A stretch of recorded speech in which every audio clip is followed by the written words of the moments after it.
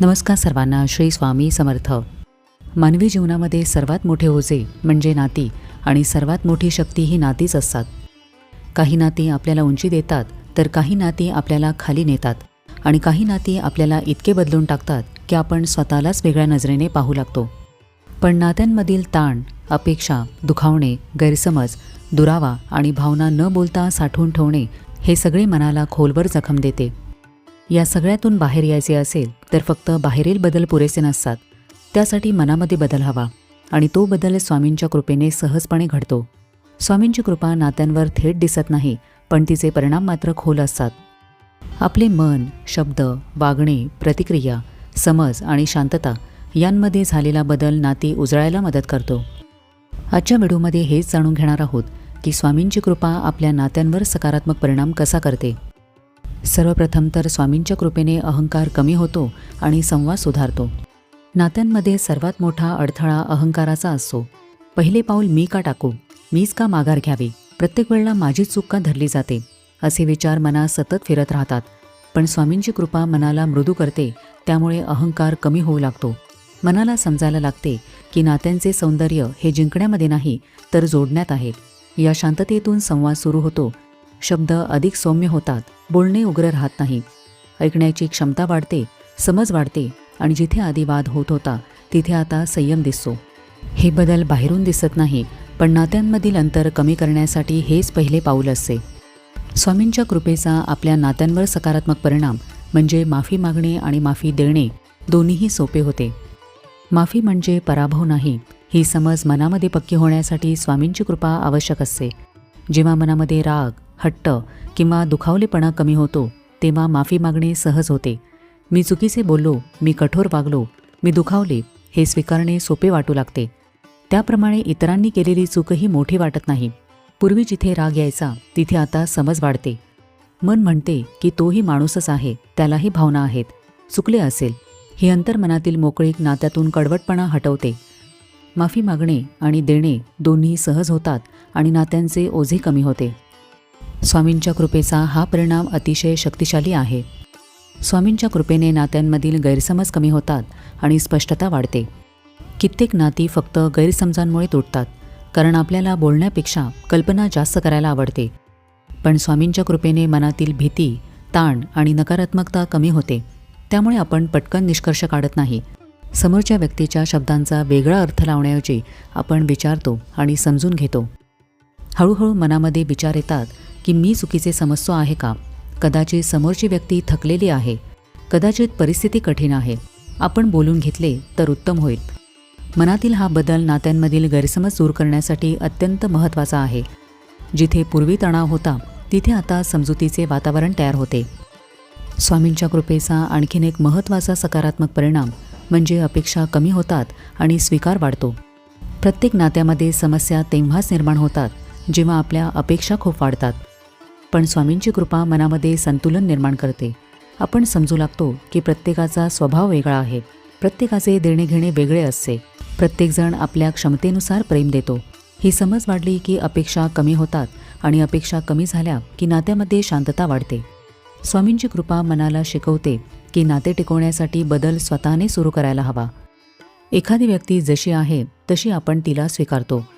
ही भावना नाते मजबूत करते, कारण यामध्ये ताण, हट्ट किंवा जोर जबरदस्ती नसते. फक्त एक स्वच्छ आणि निरपेक्ष भाव असतो. मनातील कटुता आणि जुन्या जखमा कमी होतात. नाती आपल्याला तितकी तोडत नाहीत जितके मनातील दुखावलेपण आपल्याला आतून तोडत राहते. काही शब्द, काही घटना मन आतल्या आत साठवत राहते. हळूहळू ही जखम वाढते आणि आपल्या वागण्यामध्ये, संवादात, भावनांमध्ये दिसू लागते. स्वामींच्या कृपेचा सर्वात मोठा परिणाम म्हणजे मनातील जुना भार हलका होतो. जखमा कमी होऊ लागतात. या क्षणी स्वामी मनाला शक्ती देतात. जे आपण स्वतः करू शकत नव्हतो ते स्वामी करतात.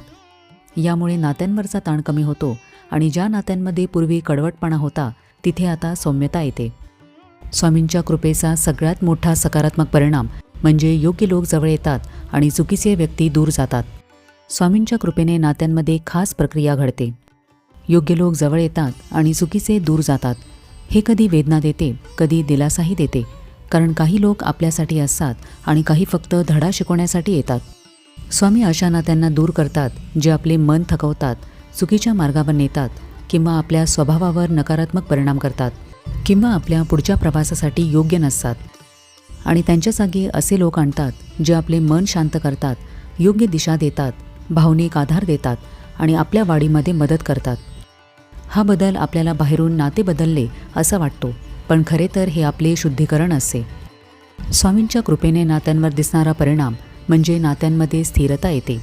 पूर्वी असलेली अस्वस्थता, छोट्या छोट्या गोष्टींवरून होणारे वाद, मनामध्ये निर्माण होणारी असुरक्षितता हे सगळे कमी होते. आपले शब्द सौम्य होतात, प्रतिक्रिया संयमी होतात, संवाद स्पष्ट होतो, समज वाढते, एकमेकांच्या अस्तित्वाचा आदर केला जातो. यामुळे नात्यांमध्ये गोडवा वाढतो.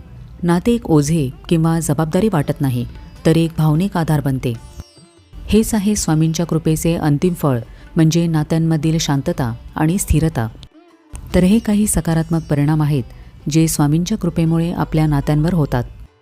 स्वामींची कृपा इतकी दिव्य आहे की जेव्हा ती आपल्या जीवनामध्ये शांतपणे काम करू लागते, तेव्हा बदल फक्त नात्यांमध्येच नाही, तर आपल्या स्वामींबरोबरच्या नात्यातही दिसू लागतो. मनात अचानक एक जवळीक निर्माण होते, स्वामींवरचा विश्वास वाढतो, मन त्यांच्या उपस्थितीला अधिक स्पष्टपणे ओळखू लागते, अडचणीमध्ये आपण घाबरत नाही. ही भावनिक सुरक्षितता स्वामींबरोबरचे नाते पूर्वीपेक्षा अधिक मजबूत बनवते.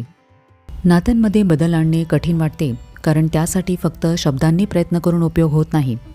बदल मनात हवा असतो आणि हा आतला बदल स्वामींच्या कृपेने हळूहळू सुरू होतो. जेव्हा मन शांत होते तेव्हा आपण लोकांना त्यांच्या स्वभावाबरोबर स्वीकारायला शिकतो.